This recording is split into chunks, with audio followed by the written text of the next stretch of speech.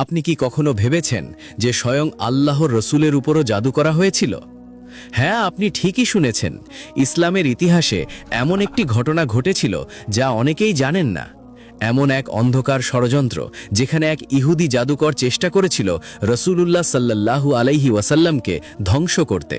6 মাস ধরে তিনি ভুগেছিলেন এক অদ্ভুত অসুস্থতায়। কিন্তু শেষ পর্যন্ত কি হয়েছিল? আল্লাহ কিভাবে তার প্রিয় রসূলকে রক্ষা করলেন, আর সেই রহস্যময় দুটি সূরা কিভাবে নাজিল হলো যা আজও আমাদের সকল অনিষ্ট থেকে রক্ষা করে? আজকের এই পুরো ভিডিওতে আমরা জানব সেই পুরো ঘটনা শুরু থেকে শেষ পর্যন্ত। মদিনার আকাশে সোনালী সূর্য যখন পশ্চিম দিগন্তে ঢলে পড়ত, তখন মসজিদে নববীর মিনার থেকে ভেসে আসত আজানের সুমধুর ধ্বনি। সেই পবিত্র নগরীতে ইসলামের আলো ক্রমশ ছড়িয়ে পড়ছিল চারদিকে। রসূলুল্লাহ সাল্লাল্লাহু আলাইহি ওয়াসাল্লাম তখন মদিনায় অবস্থান করছিলেন, আর তার চারপাশে জড়ো হয়েছিল সত্যের অনুসারী হাজারো মুমিন হৃদয়। কিন্তু এই আলোর বিপরীতে কিছু অন্ধকার মনও ছিল, যারা এই দিনের প্রসারে ভীত ও ঈর্ষান্বিত হয়ে উঠেছিল। তাদের মধ্যে মদিনার কিছু ইহুদি গোত্র ছিল, যারা প্রকাশ্যে শান্তির মুখোশ পরে থাকলেও অন্তরে পুষে রাখত গভীর বিদ্বেষ ও ষড়যন্ত্রের নীল নকশা। মদিনার বনু জুরাইক গোত্রে বাস করত এক ইহুদি, যার নাম ছিল লাবিদ ইবনে আসাম। সে ছিল একজন দক্ষ জাদুকর, যার কালো জাদুর খ্যাতি ছিল সেই অঞ্চলে সুপরিচিত। তার চোখে ছিল এক অদ্ভুত তীক্ষ্ণতা, আর তার হাতে ছিল এমন কিছু গোপন বিদ্যা যা সে শয়তানের কাছ থেকে আয়ত্ত করেছিল। সে নিজেকে মুসলমানদের মিত্র হিসেবে দেখাত, কিন্তু তার অন্তরে ছিল প্রচণ্ড হিংসা ও ক্রোধ। ইসলামের এই দ্রুত বিস্তার তাকে রাতের ঘুম হারাম করে দিয়েছিল। সে দেখছিল কিভাবে আরবের মানুষ দলে দলে ইসলাম গ্রহণ করছে, কিভাবে মুহাম্মদ সাল্লাল্লাহু আলাইহি ওয়াসাল্লামের প্রভাব দিন দিন বাড়ছে। এই সময়ে মদিনার কিছু ইহুদি নেতা গোপনে এক সভায় মিলিত হল। তাদের চোখে মুখে ছিল উদ্বেগের ছাপ।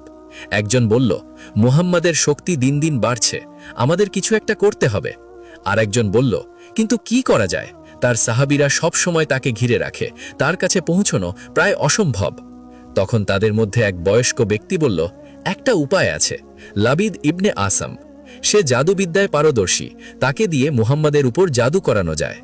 এই প্রস্তাব সকলের কাছে গ্রহণযোগ্য মনে হলো। তারা সিদ্ধান্ত নিল যে লাবিদকে এই কাজের জন্য নিয়োগ করবে এবং বিনিময়ে তাকে মোটা অঙ্কের অর্থ দেওয়া হবে। কিছুদিন পর তারা লাবিদের সাথে গোপনে দেখা করল।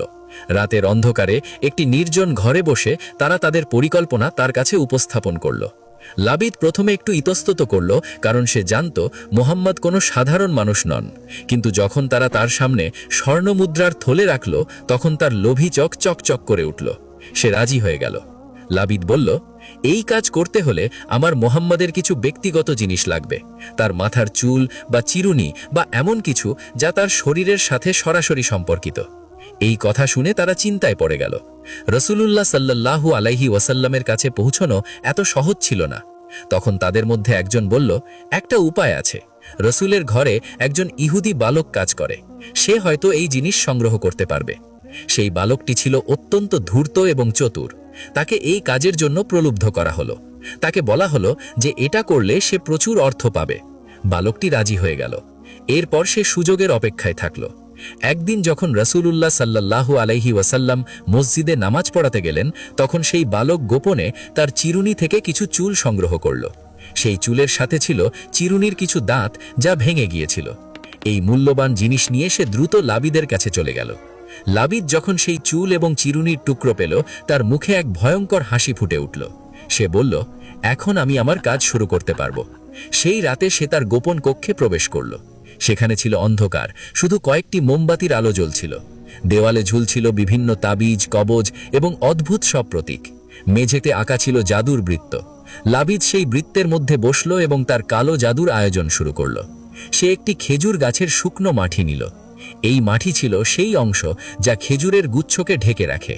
এটিকে আরবিতে বলা হয় জুব তাল্লা, অর্থাৎ খেজুরের পুষ্পাধারের আবরণ। এই মাটির মধ্যে ছিল 11টি গিট। প্রতিটি গিঠে সে মন্ত্র পড়ে ফু দিল।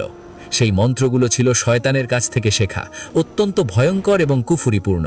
প্রতিটি গিঠে সে রসূলুল্লাহ সাল্লাল্লাহু আলাইহি ওয়াসাল্লামের ক্ষতি কামনা করে মন্ত্র পড়ল। লাবিদ সেই চুলগুলো নিল এবং সেগুলো দিয়ে গিটগুলো বাঁধল। প্রতিটি গিট বাঁধার সময় সে শয়তানকে আহ্বান করল। সে বলল, হে অন্ধকারের শক্তি, এই জাদু দ্বারা মুহাম্মদকে আক্রান্ত করো, তার শক্তি কেড়ে নাও, তার স্মৃতি বিভ্রান্ত করো, তার জীবনকে কষ্টময় করো। এভাবে 11টি গিঁট বাঁধা হলো। প্রতিটি গিঁঠে ছিল এক একটি অভিশাপ, এক একটি কালো মন্ত্র। এরপর লাবিদ সেই জাদুকৃত মাটিটি নিয়ে ভাবতে লাগলো কোথায় লুকিয়ে রাখবে। সে জানত যে এই জাদু কার্যকর হতে হলে এটিকে এমন জায়গায় রাখতে হবে যেখানে কেউ সহজে খুঁজে পাবে না। অনেক চিন্তার পর সে সিদ্ধান্ত নিল যে বনু জুরাইক গোত্রের এলাকায় অবস্থিত জারওয়ান নামক একটি কূপে এটি ফেলে দেবে। এই কূপটি ছিল অনেক পুরনো এবং প্রায় পরিত্যক্ত। এর পানি ছিল গাঢ় এবং ময়লা, মেহেদির পানির মতো লালচে রঙের। কূপের তলায় ছিল জমাট বাঁধা পলি এবং নোংরা আবর্জনা। লাবিদ গভীর রাতে সেই কূপের কাছে গেল এবং একটি বড় পাথরের নিচে সেই জাদুকৃত মাটিটি লুকিয়ে রাখল।